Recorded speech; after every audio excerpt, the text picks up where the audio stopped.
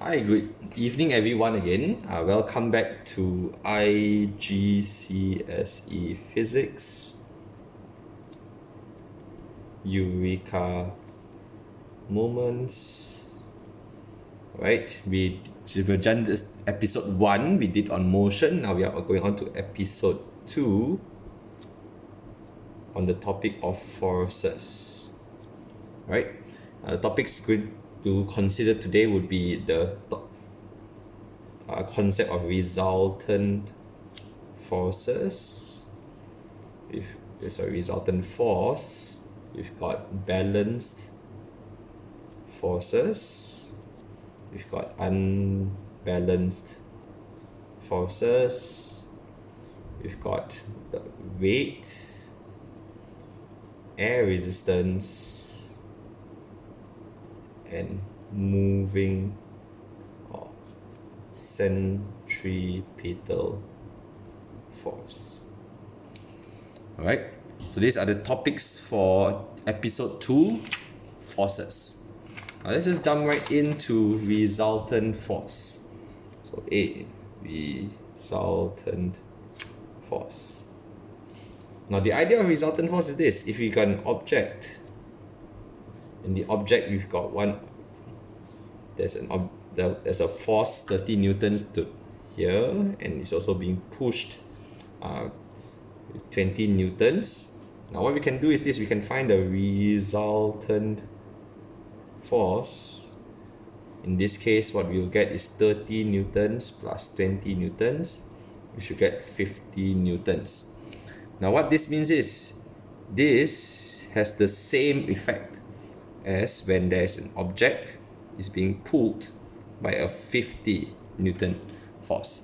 Right, now the idea is we're combining these two forces, and it has the same effect as a single force, 50 newtons to the right.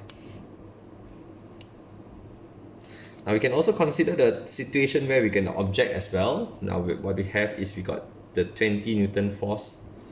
Now in this case, what we're going to do is we are going to switch the direction of the 30 Newton force. So in this case, 30 newtons is acting to the left.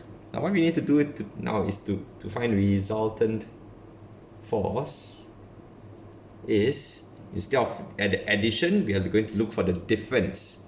Right, 30 minus 20, in case you get 10 newtons. Now when we are talking about resultant force, one crucial part would be we should mention the direction. In this case, what we should have is it will be 10 newtons to the left. The reason being that 30 newtons is greater than the 20 Newton force. Right, now again, this will have the same effect as if that object is just acted upon by a force of 10 newtons. Right, so 30 newtons, 20 newtons, because they're in the opposite direction, you will have the same effect as a single force, 10 newton, and we call this as the resultant force, 10 newtons to the left. Now of course here, maybe I should have mentioned as well, is 50 newtons to the right. Okay, so this is how we determine resultant force. Essentially, if they are acting in the same direction, we will add them together. If they're acting in the opposite direction, we will need to find the difference. We subtract one from the other. That's resultant force. Now that we understand the concept of resultant force, we can go on to the concept of B, balanced forces. Now, what we have is, when we have balanced forces, what we'll have is the resultant force is equals to 0. Now so generally speaking, forces to the left must be equals to forces to the right. Right, they will balance each other out. Forces upwards must also be equals to the forces downwards. Okay, now when this two happens, again we got resultant force to be 0, and there will be no change in motion. Now just look at a few examples. Now example number 1, we've got a table here. We've got an object placed on the table. What we have is the sound that we want to identify the forces acting on it. We got the weight acting downwards. Now we also got a force acting upwards. We call this as the reaction force. Now what we will find is this: weight will be equal to reaction force. Hence we have resultant force to be equal to 0. Now this is why this object is stationary.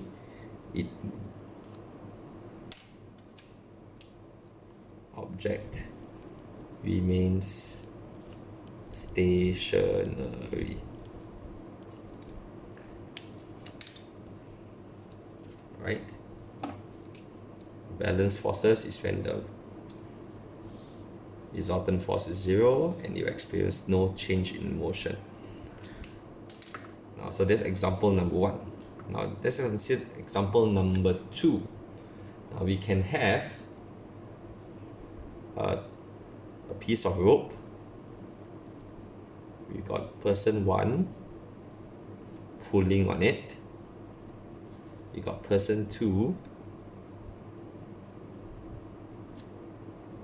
pulling on it as well in a tug of war of sorts. Now just assuming this person A provides a force of 100 newtons.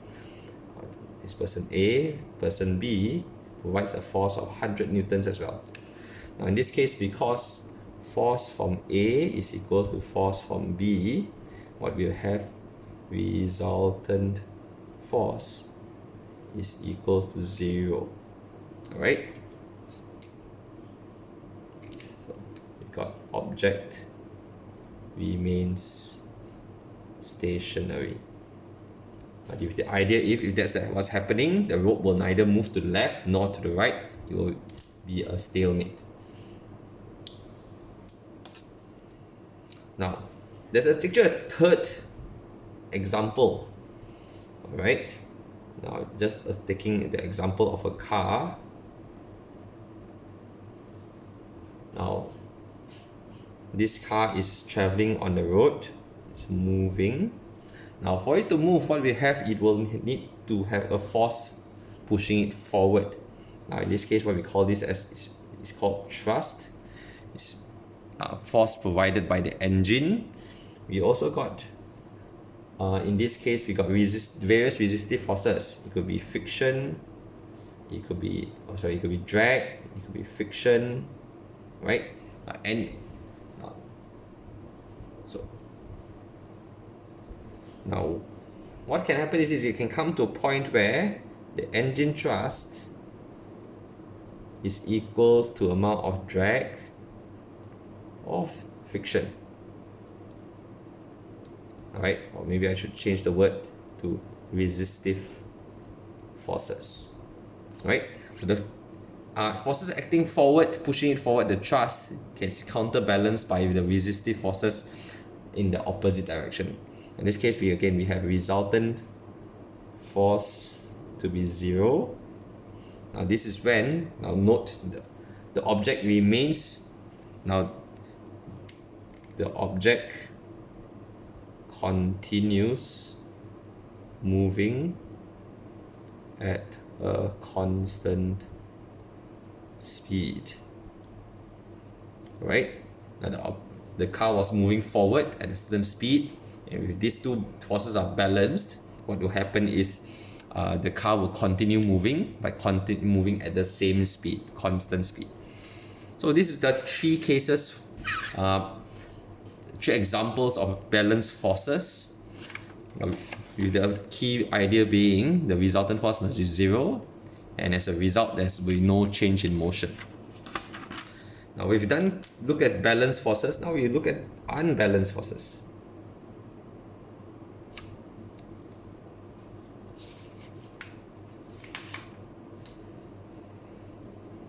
Now when doing unbalanced forces, the idea is resultant force is not equals to 0. Right? So this is where what we mean by for the forces are not balanced. I'll just give you an example. If say we got a rocket, I'll just try to draw a rocket as best as I can.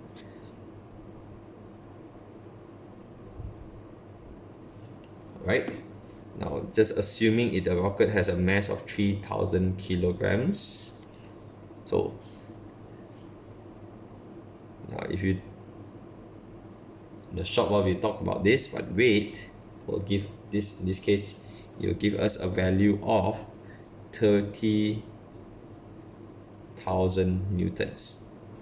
Now, assuming that the thrust from the engine, or the force that's pushing upwards, let's just give a value, let's say maybe 150,000 newtons. Okay, so what you should find is there's because these two forces are not balanced, are not the same, there will be a resultant force. Now, resultant force in this case will be 150, because they are in opposite directions. You need to find the difference. 150,000 minus 30,000, you should get 120,000 newtons. Alright, so now because of this resultant force, the object will experience an acceleration upwards. So to determine how much acceleration it will experience, we will need to use the equation F is equals to ma. This will be a crucial experiment. The crucial equation. Let me just highlight that. I'll draw a box around it. Now, to find acceleration, what we'll need to do, we'll use force divided. We need to arrange it. We get force divided by mass. In this case, the resultant force is 120,000 divided by 3,000. Right? 1, 2, 3, 1, 2, 3. This gives us a value of 40 meters per second squared. Alright? So this rocket here will experience an acceleration of 40 meters per second squared. Again, using the equation F equals to ma.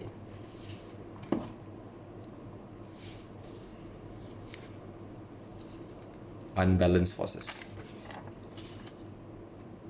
Now moving on to the examples, we got a few examples of forces. In this case, we will start off with weight. Now weight is the force due to gravity. Now to determine the value of force, we need to use the equation W is equals to mg.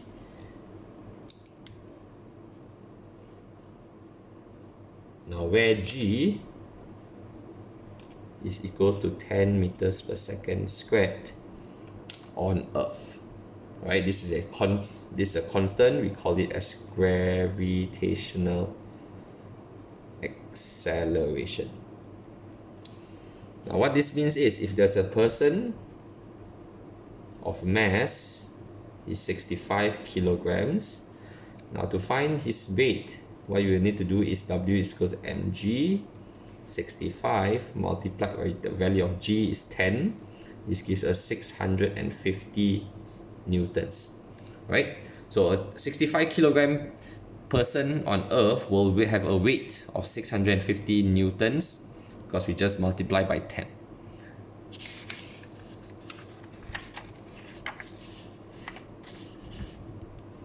Now E. Air resistance. Right? Now, any object that's falling through, if the object is falling downwards, what they will do is you will always experience a force upwards. In this we call it as air resistance, right? Now, we'll discuss more on this in a short while. But when we talk about air resistance, air resistance depends on surface area. So this is why we refer to this is how parachutes work.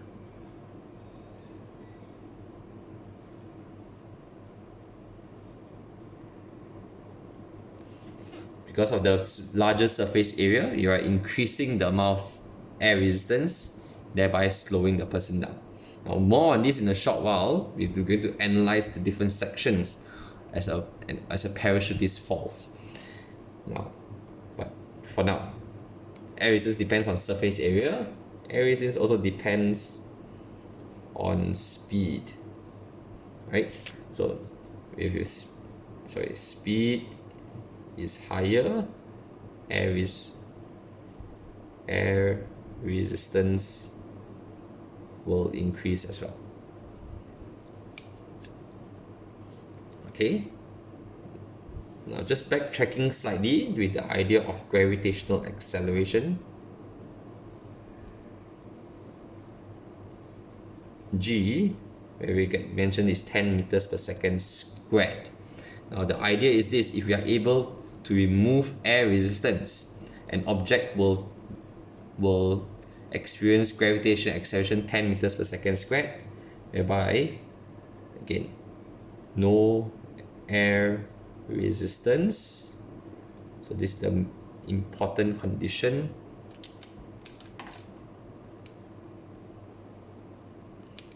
You have a VT graph. In our previous lesson, we talked about how a straight line shows gravitational acceleration and gradient will be equal to 10 meters per second squared. Right? So an object that's falling without air resistance, we call this as free falling. We'll have a speed time graph that looks like this, whereby the gradient will be equals to 10 meters per second squared. Gravitational acceleration is constant on the surface of the Earth. Now, having said that, this is a very idealized situation. It's not what we will need to also consider would be the graph, what happens when a parachutist falls. In this case, what we'll do is I'll just sketch a graph.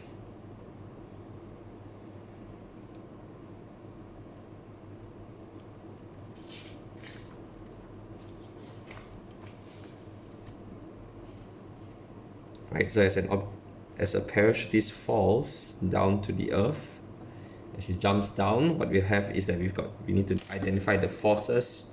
In this case, we got weight acting downwards, we got air resistance acting in the opposite direction. Now, just assuming he has a mass of 50 kilograms, this tells us the weight will be equals to 500 newtons. Now let me just sketch what the graph will look like. It will look the VT graph will look something like this.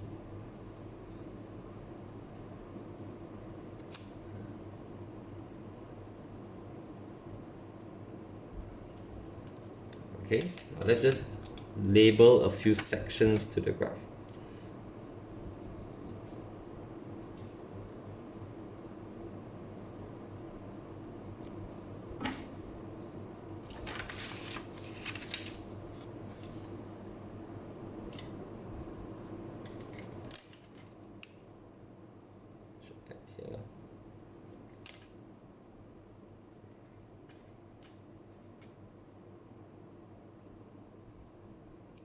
Right, let's just call this A, B, C, D, E, F, G, and H.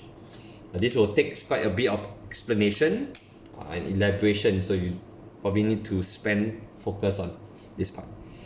Now what's happening is this is doing here we got the sorry, maybe just give me a moment. Again, focusing on different sections of the journey.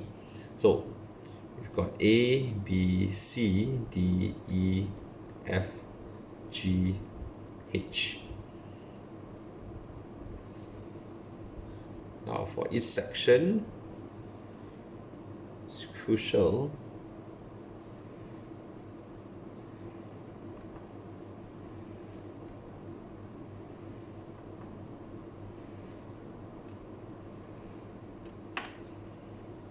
that we consider a few values.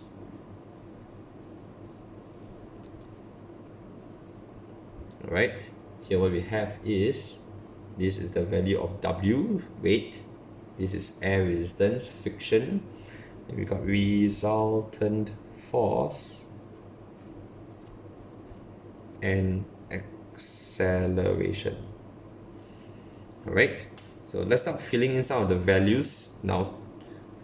For weight, because the person is 500 kilograms, constantly throughout, the weight will be constant. So I'll write 500 for each of these columns first. Right, now, and then we'll go on from there. Right, now again, you probably need to spend some time focusing on this, interpreting or explaining the different sections for the speed time graph of a parachutist. Now what's crucial is this, at point A, this is at the point where the parachutist jumps out of the plane. At the very beginning, because it's just starting to move, the air resistance is 0. Now what we have is that now what we need to do is find the difference between the two. 500 and 0 will be 500. Acceleration is 500 divided by 50. This gives us 10 meters per second squared. Alright, so at this moment, at the very beginning, he's falling at the value of G, 10 meters per second squared. This is what we call as the value of G. Right, free falling. Now, however, the next thing is this: as the parachutist starts moving, the parachutist is increasing in speed. Now, in previous lesson again, as the speed increases, the air resistance increases as well. So probably I'm just putting a value from 0, it will increase up to 200, giving a resultant force of 300 newtons. Now 300 newtons divided by 50, this will give us a value of 6 meters per second squared.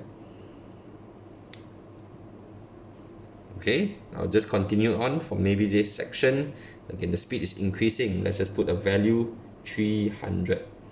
Now 500, 300, this will give you 200 newtons. 200 newtons divided by 50 will give us 4 meters per second squared.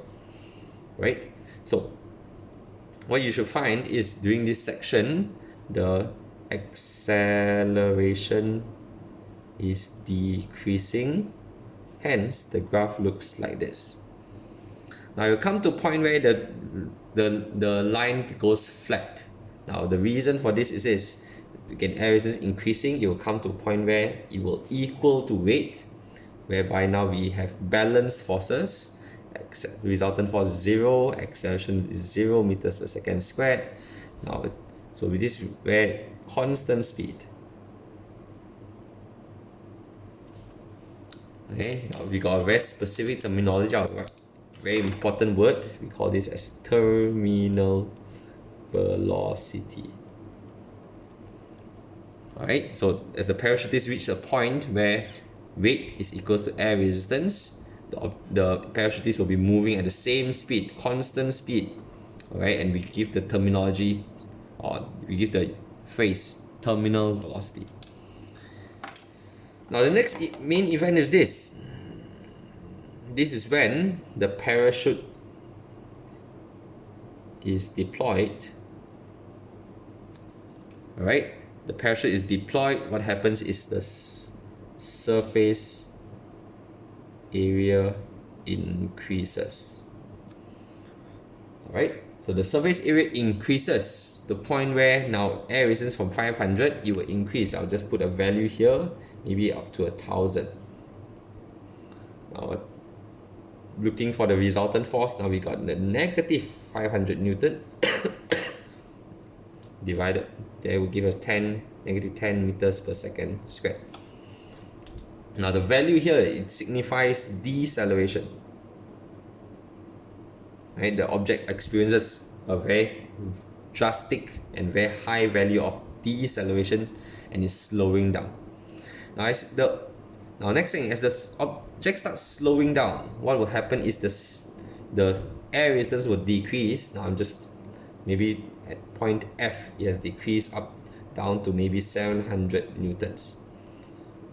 Now 700 newtons, in this case the resultant force will be 200 newtons. 200 newtons, it gives us negative 4 meters per second squared. So between these 2 points, what we should find is, yes, it's deceleration, but it is decreasing deceleration, right? Hence we got a graph that looks like this. Okay, you come to a point where at G, where you should be able to see a flat line here.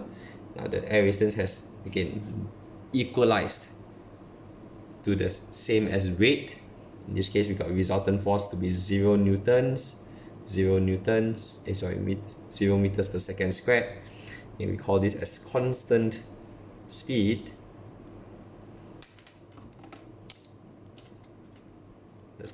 The specific terminology will give us terminal velocity. Right?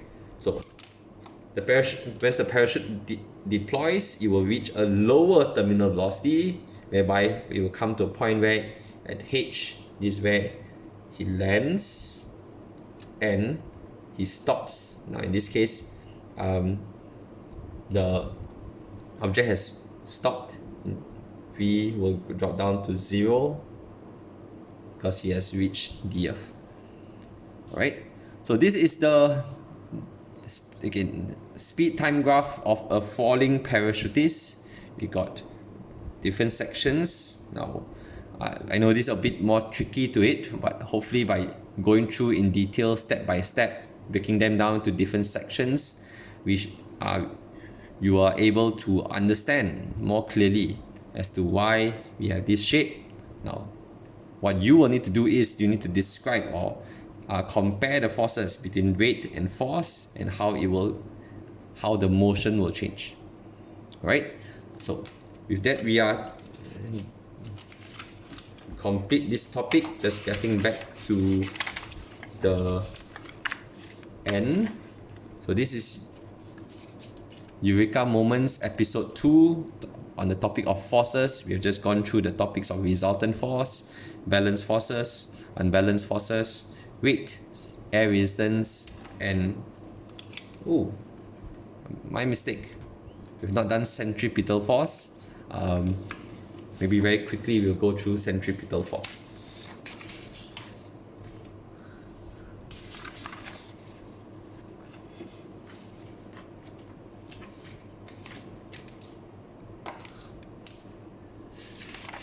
This would be now at F.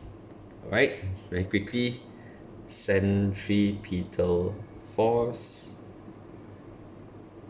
Now considering someone's hand, let's see if I can draw someone's hand.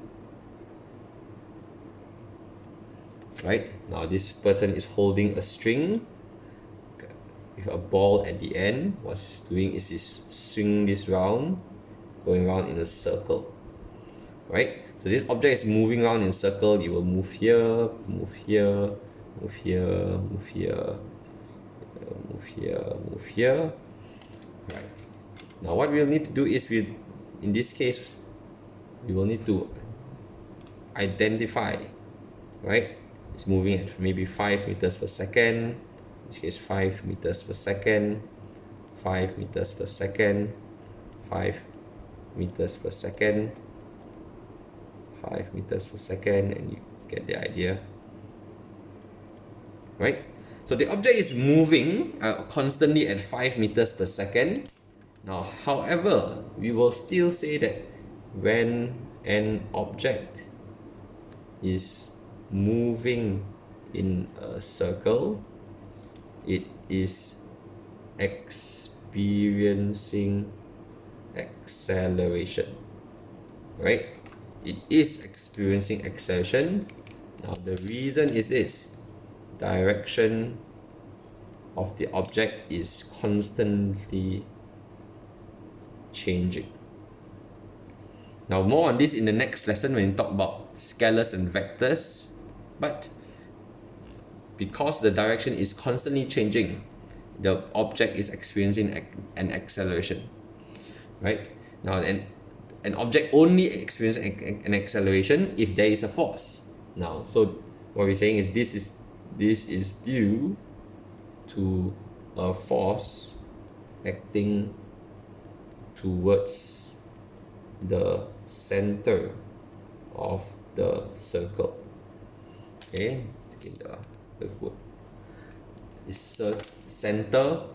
Now that's why we call this as a centripetal force, whereby the word centri here refers to center, and petal here refers to seeking.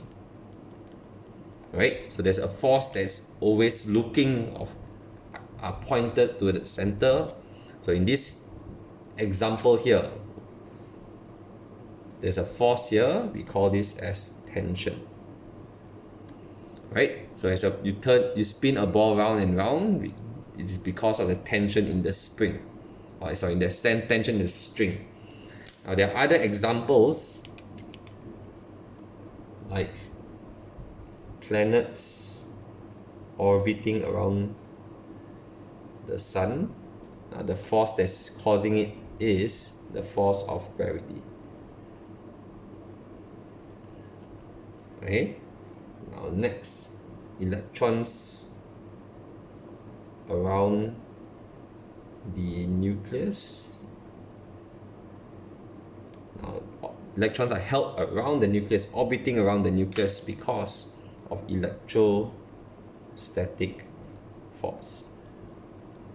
Okay, now electrons, if you recall, they are negatively charged, the nucleus is positively charged, there's an attraction, hence the force in this case is called electrostatic force, again acting towards the center.